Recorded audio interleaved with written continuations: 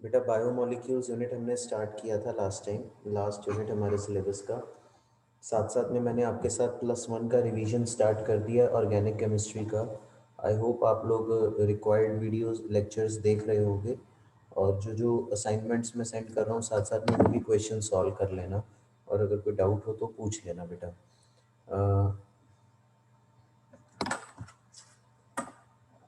हमारे पास बायोमोलिक्यूल्स में हमने कार्बोहाइड्रेट स्टार्ट किए थे राजे, और कार्बोहाइड्रेट्स में एक शॉर्ट में रिवीजन सिर्फ 2-3 मिनट में। कार्बोहाइड्रेट्स की हमने बेसिक डेफिनेशन पढ़ी थी कि these are the polyhydroxy aldehydes or ketones, or the compounds which on hydrolysis yield polyhydroxy aldehydes or ketones, moreover they are optically active। तो 3 वर्ड्स आपने ज़रूर अपने डेफिनेशन में मेंशन करने हैं, ऑप्टिकली एक्टिव, पॉलीहाइड्रोक्सी और साथ में एल्डिहाइड और कीटोन्स। तो ये बेसिकली कार्बोहाइड्रेट्स होते हैं।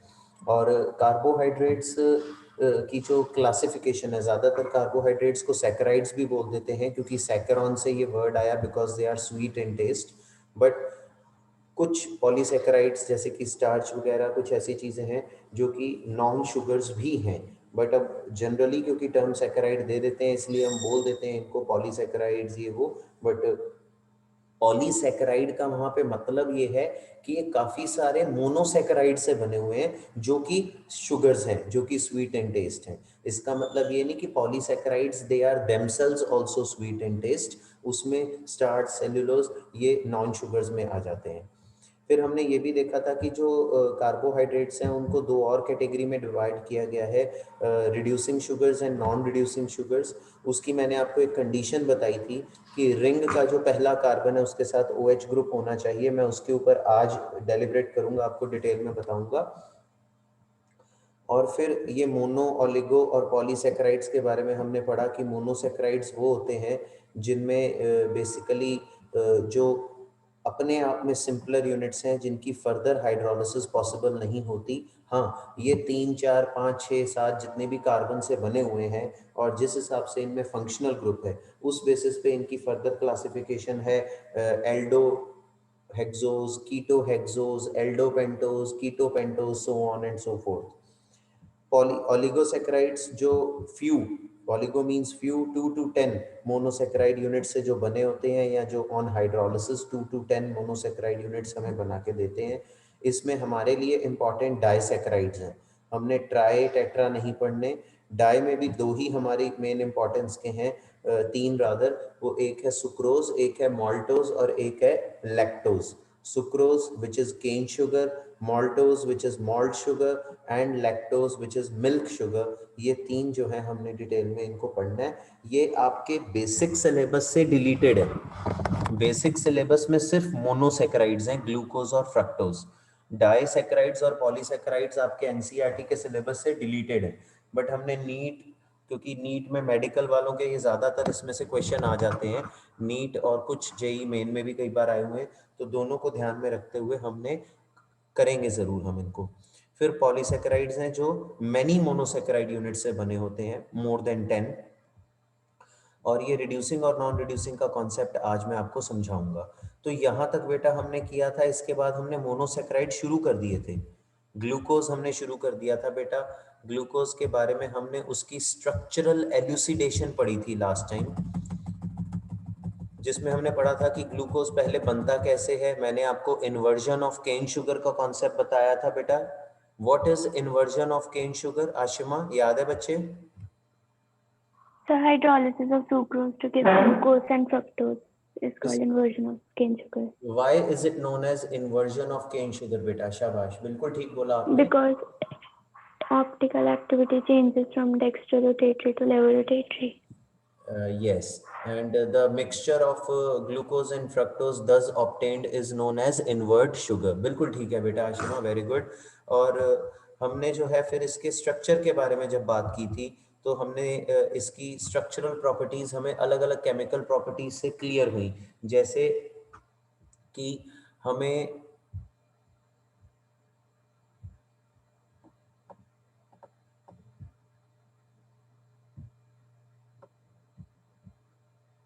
बेटा ये कहाँ से पता चला कि जो ग्लूकोज है उसमें सारे के सारे 6 कार्बन एटम्स कॉन्टिन्यूटी में अटैच्ड होते हैं? बताओ बेटा, जस्ट ट्राई टू है ना, सोचने की कोशिश करो, कोई बात नहीं, गलत हो जाए नो प्रॉब्लम। किसी को याद है बेटा कैसे पता चलता है कि ग्लूकोज में 6 के 6 कार्बन एटम कॉन्टिन्यूटी में लगे हैं स्ट्रेट फैशन में? बताओ चेतन, याद है बच्चे? Sir prolonged heating with HI, उससे प्रोलॉन्ग, सर वो एन हेक्सेन बन जाता है। यस बिल्कुल ठीक है बेटा, प्रोलॉन्ग्ड हीटिंग विद HI से एन हेक्सेन बन जाना ये प्रूव करता है कि 6 के 6 कार्बन एटम्स। मैंने जैसे आपको एक बात और बताई थी बेटा, सिर्फ एक सिंगल प्रॉपर्टी के रिजल्ट के बेसिस पे ये बातें नहीं आई, ये कुल मिला के 70 के आसपास फिजिकल और केमिकल प्रॉपर्टीज का कॉम्बिनेशन था जिससे ये स्ट्रक्चर डिराइव हुआ। तो not only this particular, many other spectroscopy results and all that, उन सब से ये क्लियर हुआ था। और कई चीजों ने ये प्रूव किया था कि 6 कार्बन कॉन्टिन्यूटी में अटैच्ड है। ये तो हमारे सिलेबस में एक रिएक्शन है जिसको हमने याद रखना है, अदरवाइज सिर्फ एक से नहीं। कंफर्मेशन आप भी अब स्कूल में डीएवी वाले बच्चों के प्रैक्टिकल चल रहे हैं, कुछ बाकी स्कूलों वाले बच्चों ने करने होंगे या अभी उनके भी चल रहे होंगे। तो जब आप किसी सॉल्ट का करते हो एनालिसिस, तो उसमें किसी बेसिक रेडिकल या एसिक रेडिकल का आप एक कंफर्मेटरी टेस्ट नहीं करते हो, कईयों के दो दो तीन तीन है। आप ओरिजिनल सॉल्यूशन के 2 पार्ट बना के आगे फिर टेस्ट करते हो। तो एक चीज से कंफर्मेशन नहीं होती, कई चीजों से कंफर्मेशन होती है। अच्छा, ये कैसे पता चला था बेटा कि इसमें एल्डिहाइडिक या कीटोनिक ग्रुप है, कार्बोनाइल ग्रुप है? ये कैसे पता चला था? शाबाश, हाँ जी बेटा बताओ, कोई भी ट्राई करो। आयुष बताओ, आयुषी, दक्ष, कोई भी बताओ।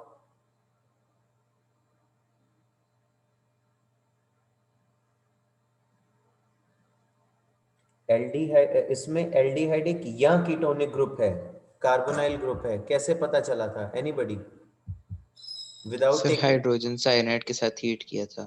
तो उससे सियानोहाइड्रिन का बनना, साइनाहाइड। ये पूरा बोलना है बेटा। हाइड्रोजन साइनाइड से ट्रीट किया था तो उसके बाद क्या? हाइड्रोजन साइनाइड सिर्फ एल्डिहाइड कीटोन से थोड़ा रिएक्ट करता है, कईयों से रिएक्ट करता है, बट वो हर एक से रिएक्ट करके सियानोहाइड्रिन नहीं बनाता। सियानोहाइड्रिन वो सिर्फ एल्डिहाइड और कीटोन से रिएक्ट करके बनाता है। मतलब मेरी बात को समझ रहा है ना पुत्र? क्या बोलना है आपको? रिजल्ट बताना है कि HCN से रिएक्ट करके उसने सियानोहाइड्रिन बनाया, इससे ये प्रूव होता है कि उसमें कार्बोनाइल ग्रुप है। हाइड्रोक्सिल जी अमीन सर। से, यस, हाइड्रोक्सिल अमीन से रिएक्ट करके उसने ऑक्साइन बनाया, उससे पता चलता है कि इसमें कार्बोनाइल ग्रुप है।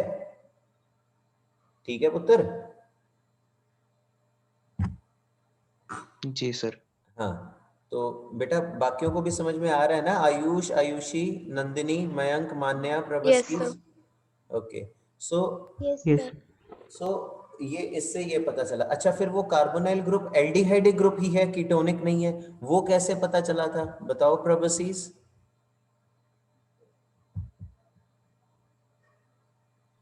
सर ब्रोमीन वाटर टेस्ट किया था। हाँ, तो ब्रोमीन वाटर से क्या मतलब? ब्रोमीन वाटर टेस्ट तो बेटा एल्कीन्स भी देते हैं। सर ब्रोमीन वाटर से वो glucose was converted into gluconic acid I think. Yes, अगर आपको पेपर में नाम ना याद रहा कि सैकरिक एसिड है कि ग्लूकोनिक एसिड है, जिसमें बच्चे यूजुअली कंफ्यूज हो जाते हैं, उसमें बेटा आपने जो है इस चीज का ध्यान रखना है कि आप ये बोल दो कि एक COOH ग्रुप मिला था हमें। तो एक COOH ग्रुप मिल जाने का मतलब है कि वो एल्डिहाइडिक ग्रुप है जो कि कन्वर्ट होके without carbon carbon bond cleavage वो हमें मिला। तो उससे जो है ये प्रूव हो जाता है कि उसमें एल्डिहाइडिक ग्रुप है। अगर कीटोनिक ग्रुप होता तो कार्बन कार्बन बॉन्ड क्लीवेज हो जाती। समझ में आ रही है बात बेटा? Yes sir, yes. Result result जरूर बोलना है पुत्र।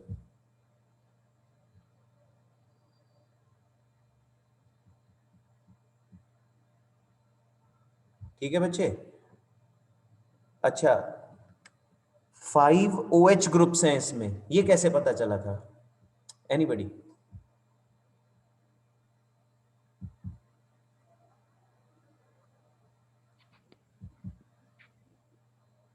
समीक्षा? सहज, सहजलीन, सुशांत, आप में से कोई बताओ बेटा, कैसे पता चला था कि 5 OH ग्रुप्स हैं?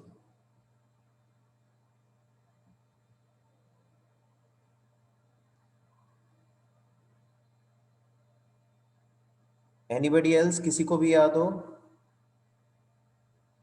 Sir acetylation. Sir, acetylation of glucose. Acetylation word ना यूज करके अगर आप ऐसे बोलो कि on treatment with excess acetic anhydride it formed penta acetate.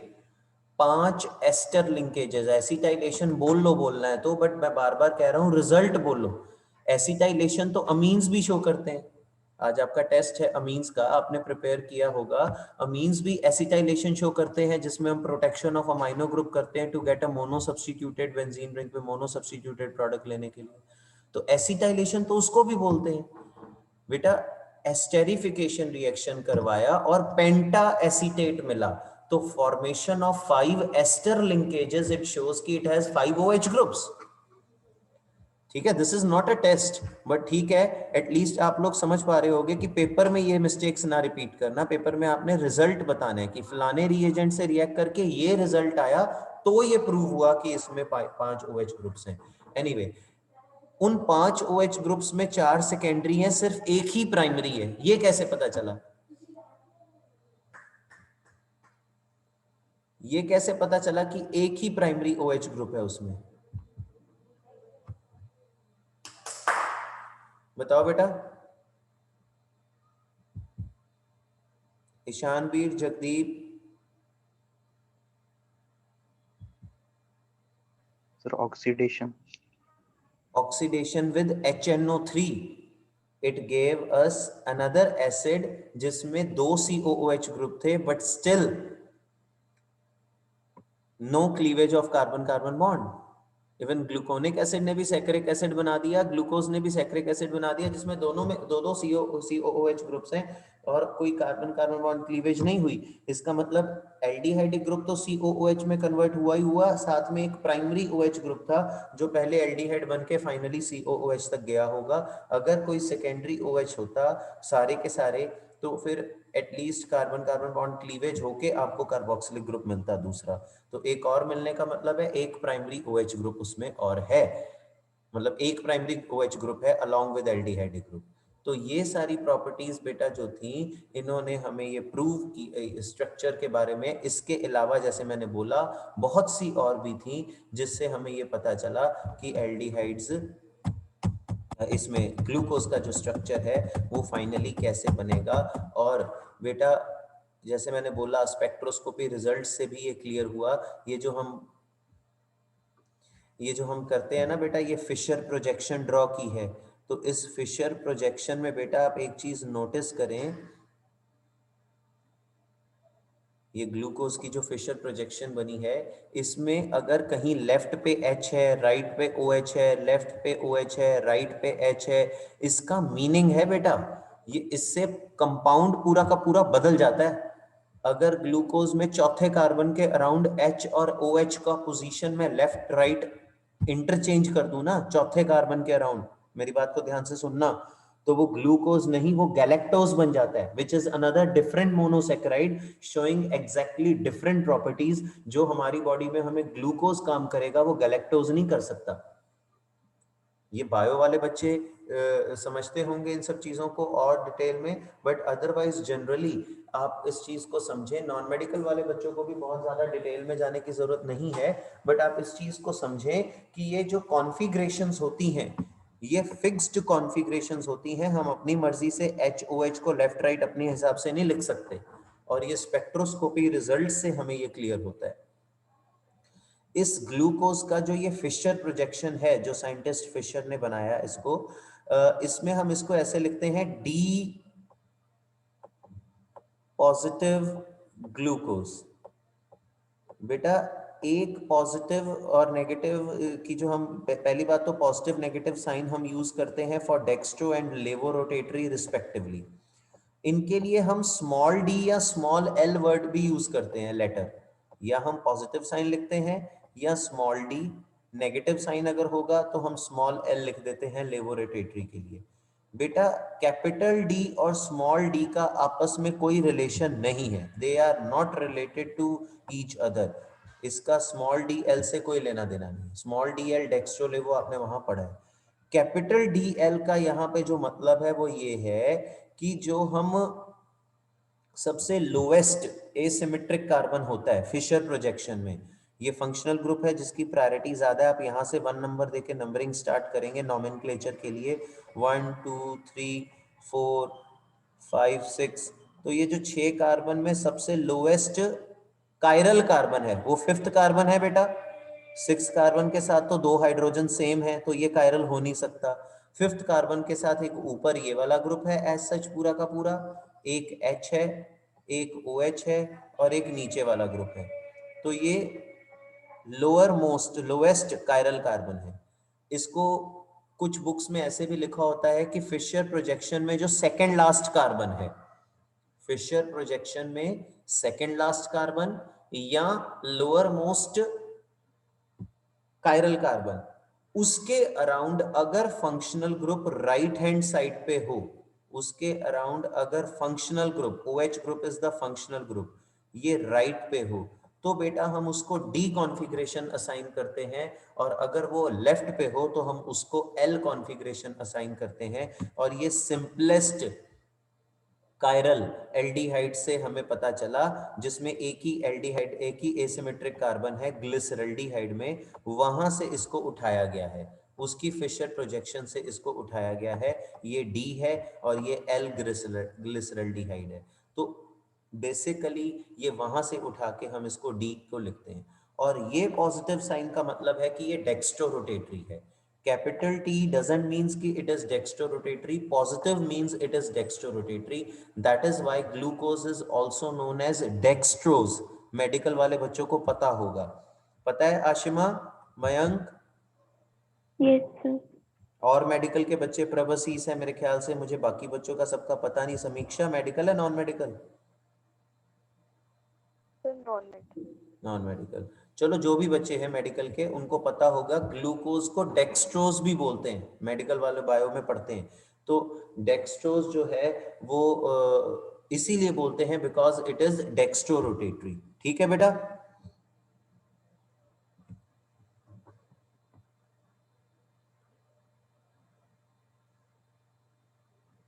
अब ये जो फिशर प्रोजेक्शन है बच्चे, ये आपको याद रखनी पड़ेगी।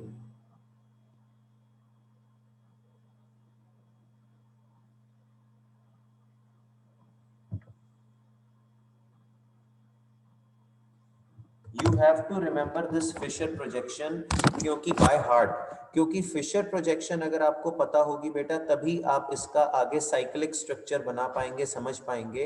अगर ये बाय हार्ट फिशर प्रोजेक्शन दिमाग में होगी। Before I go to cyclic structure, हम थोड़ा सा इसको एक बार फिर से पढ़ लें। ये प्लस प्लस का मतलब ये डेक्स्ट्रोरोटेटरी है। Plus isomer of glyceraldehyde has D configuration. अब ये बाय चांस है कि ये डेक्स्ट्रोरोटेटरी भी है और D configuration, but this D has nothing to do with this D. ठीक है? It means that when its structural formula is written on paper following specific conventions जो आप हायर क्लासेस में पढ़ेंगे, the OH group lies on right hand side on the in the structure. All those compounds which can be chemically correlated with D positive isomer of glyceraldehyde are said to have D configuration. जिनको हम इससे correlate कर सकते हैं, means हमने इससे इसको एक रेफरेंस मान के मान लिया कि जैसे इस यहाँ पे ये राइट पे है फंक्शनल ग्रुप कायरल कार्बन के, ऐसे किसी भी स्ट्रक्चर में जो लोअर मोस्ट कार्बन होगा, लोएस्ट कायरल कार्बन होगा, अगर उसके साथ फंक्शनल ग्रुप राइट पे होगा तो हम उसको डी ही मान लेंगे।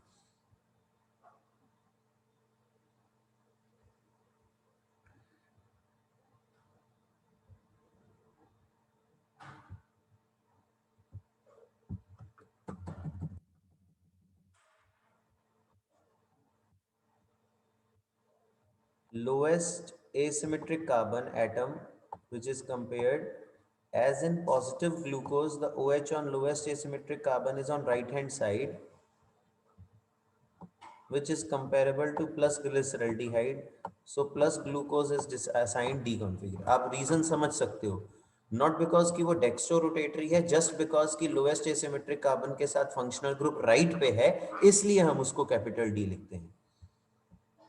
Other asymmetric carbon atoms are not considered, बाकियों को हम नहीं कंसिडर करेंगे इसके लिए, क्योंकि बाकियों में तो कईयों में राइट पे भी है, लेफ्ट पे भी है, तो हम सिर्फ लोएस्ट एसिमेट्रिक कार्बन को देखेंगे.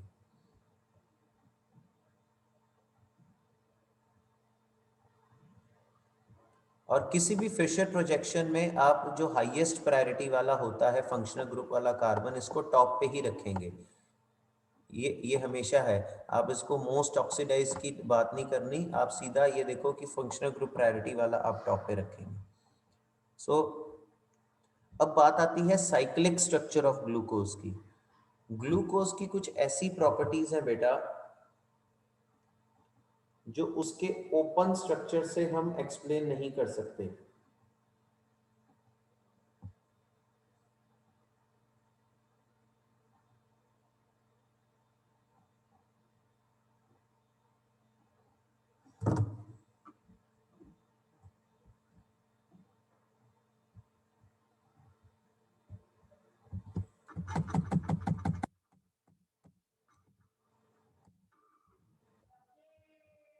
अब हम बोलते हैं glucose is a polyhydroxy aldehyde, उसमें एल्डिहाइड एक ग्रुप है, और ये हमें प्रूव भी हुआ जब हमने ब्रोमीन वाटर से देखा, तो वो ऑक्सीडाइज होके उसने ग्लूकोनिक एसिड बनाया जिसमें वो COOH में कन्वर्ट हुआ.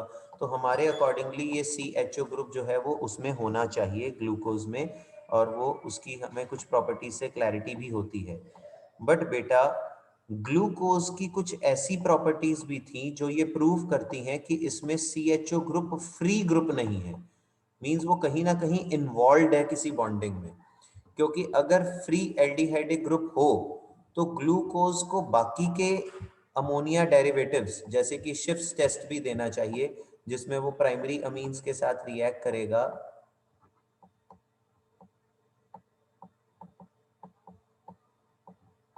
ये आपने एल्डिहाइड कीटोन्स में रिएक्शन पढ़ा.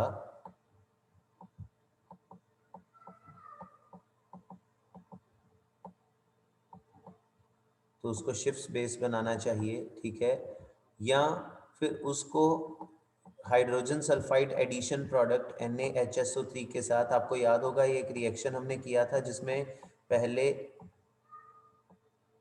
SO3H एक तरफ जाता है, ONA हो जाता है, फिर H पॉजिटिव और सोडियम का एक्सचेंज हो जाता है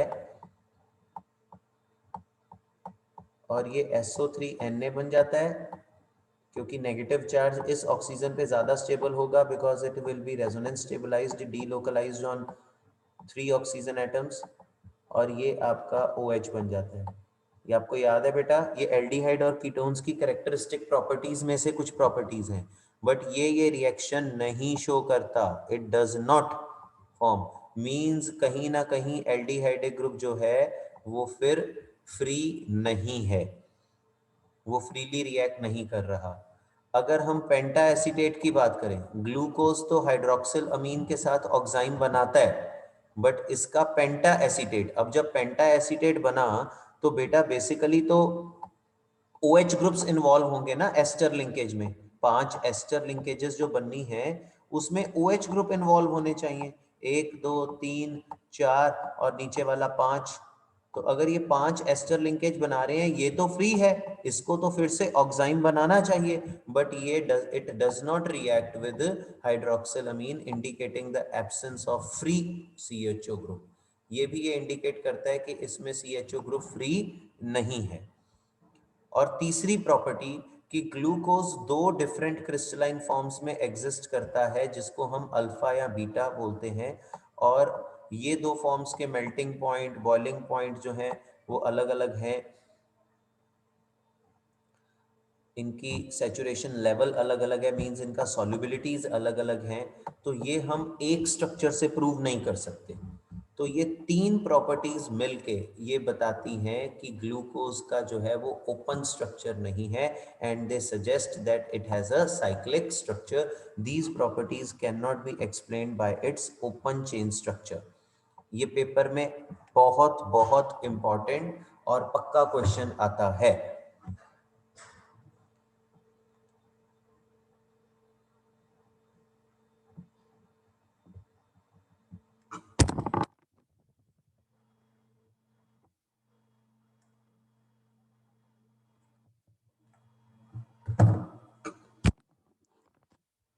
आपको याद होगा बेटा, आपने एल्डिहाइड और कीटोन्स में एक रिएक्शन पढ़ा था कि अगर हम इनको अल्कोहल से ट्रीट कर दें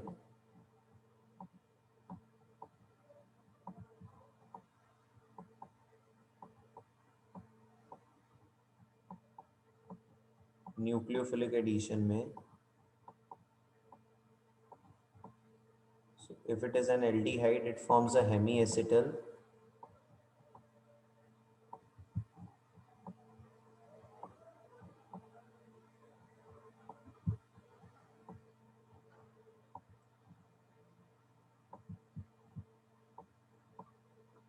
which on further reaction with alcohol and acids at times in the presence of an acidic medium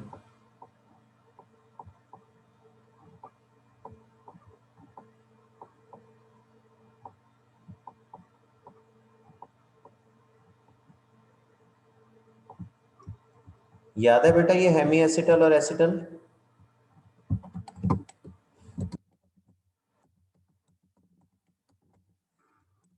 हाँ जी बेटा,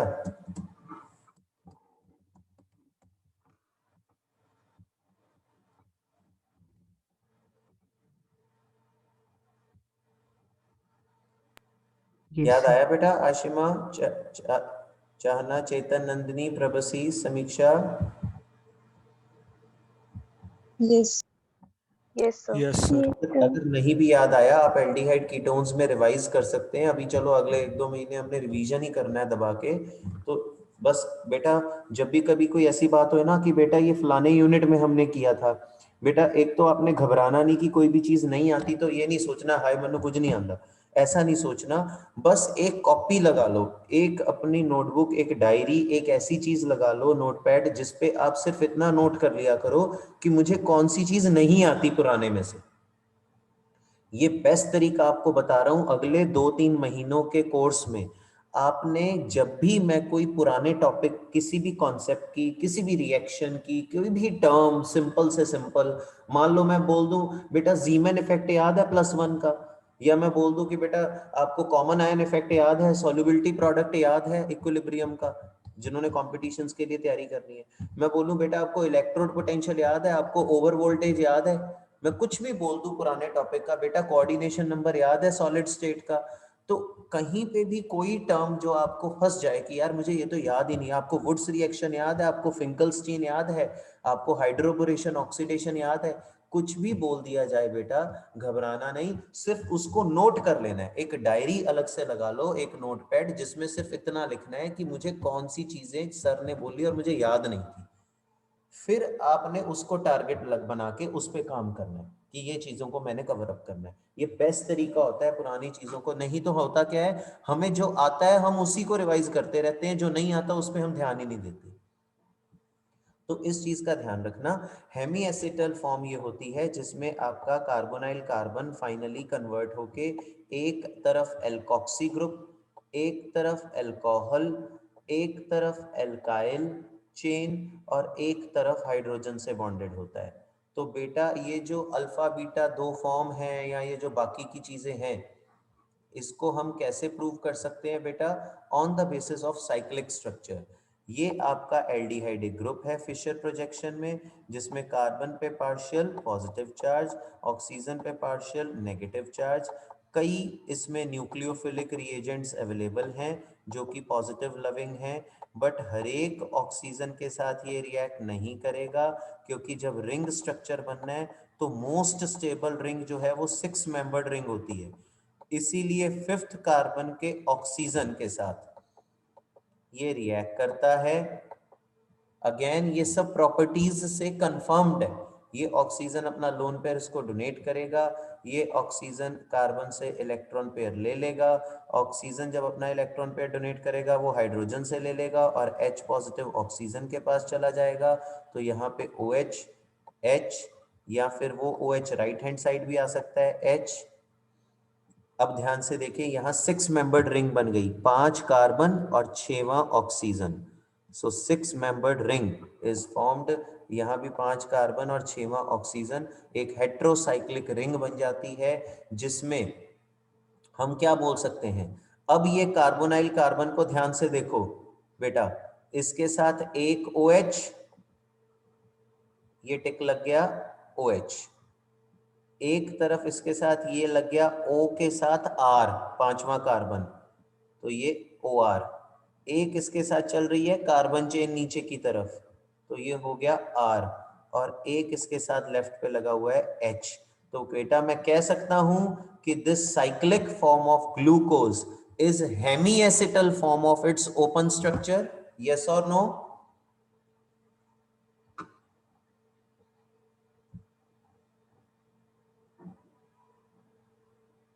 हाँ या ना बेटा?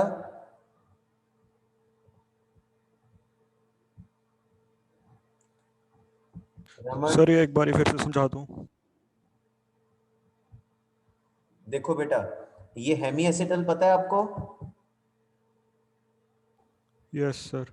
इसमें मैंने आपको बताया कि ये जो कार्बन होगा, कार्बोनाइल कार्बन, ये फाइनली एक तरफ एल्कोक्सी, एक तरफ एल्कोहलिक, एक तरफ R और एक तरफ H से बॉन्डेड होगा। तो यहाँ भी तो यही हुआ, ये जो कार्बोनाइल कार्बन था, ये 5वें कार्बन के OH के साथ जब न्यूक्लियोफिलिक एडिशन हुई, तो अब इस कार्बन के साथ एक तरफ देखिए क्या लगा है, O के साथ फाइनली क्या है, R, पीछे कार्बन चेन है। तो एक तरफ OR ग्रुप है, एक तरफ इसके साथ अल्कोहलिक ग्रुप लगा हुआ है ये वाला, एक तरफ H लगा हुआ है ये वाला, और एक तरफ बेटा ये नीचे कार्बन चेन चल रही है 2 3 4 5, तो वो कार्बन चेन चल रही है। तो हम कह सकते हैं कि ये हेमीएसिटल फॉर्म है। Yes sir. ये जो साइक्लिक फॉर्म्स हैं, ऐसा नहीं कि ये कभी ओपन स्ट्रक्चर शो नहीं करता, ये साइक्लिक फॉर्म्स इसके साथ इक्विलिब्रियम में रहती हैं विद ओपन चेन स्ट्रक्चर।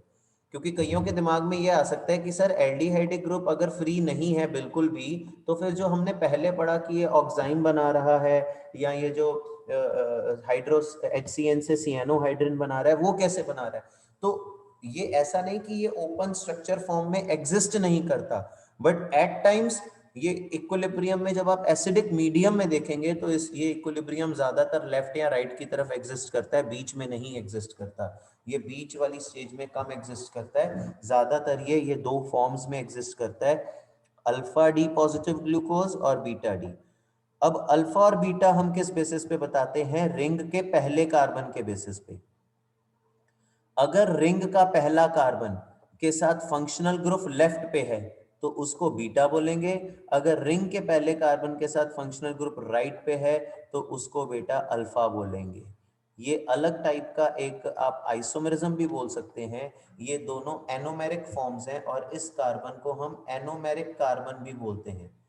क्या बोलते हैं इस कार्बन को? Anomeric carbon. रिंग का पहला carbon is known as anomeric carbon and these two alpha and beta forms are known as anomeric forms of glucose. Is it clear beta ji?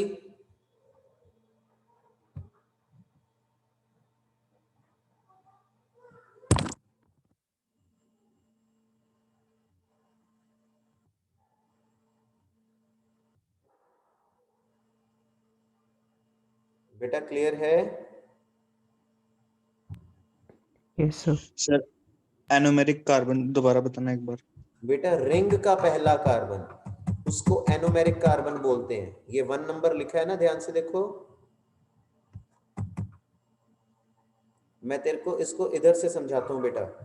देखो ये 6 membered जो रिंग है ना, जिसमें एक ऑक्सीजन है बाकी 5 कार्बन, इस तरीके का एक ऑर्गेनिक कंपाउंड है पायरन, इसको पायरन बोलते हैं। तो इससे ग्लूकोज का स्ट्रक्चर मिलता जुलता है कि 5 कार्बन हो गए और एक ऑक्सीजन, तो ग्लूकोज की साइक्लिक फॉर्म को इसीलिए इसका पायरानोज स्ट्रक्चर भी बोलते हैं, क्योंकि वो पायरन से मिलता जुलता है।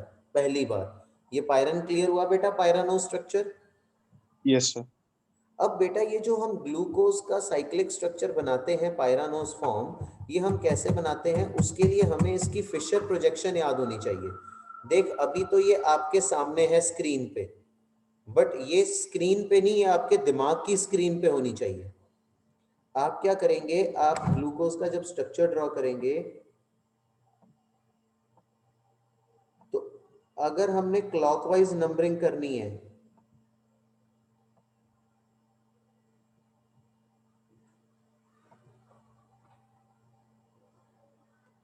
तो हम ऑक्सीजन को राइट पे लिखेंगे ऐसे, जैसे अभी मैंने लिखा। और अगर आपने एंटी क्लॉकवाइज नंबरिंग करनी है तो आप ऑक्सीजन को लेफ्ट पे लिखेंगे यहां पे।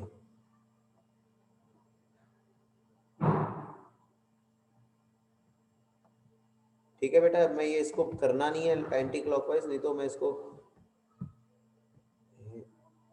चलो बना के दिखाई देता हूं आपको।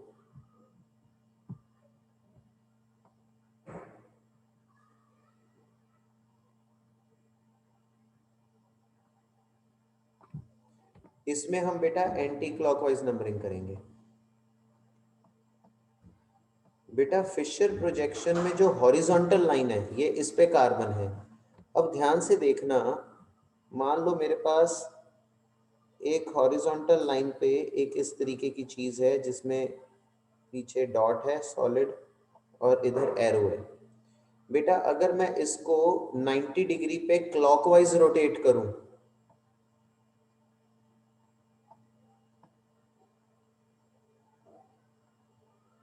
तो ये ऐसे हो जाएगा, हाँ या ना? Yes, sir. तो बेटा जो चीज लेफ्ट पे थी वो ऊपर आ गई और जो चीज राइट पे थी हॉरिजॉन्टल लाइन के वो नीचे आ गई, हाँ या ना? Yes, sir. तो ये देखो अब मैं क्लॉकवाइज, ये मेरे पास नंबरिंग क्लॉकवाइज हो रही है, हम क्लॉकवाइज चल रहे हैं, मैं क्लॉकवाइज के लिए बता रहा हूं। अगर एंटी क्लॉकवाइज करोगे तो उल्टा हो जाएगा ना, लेफ्ट वाला नीचे हो जाएगा, राइट वाला ऊपर हो जाएगा, हाँ या ना?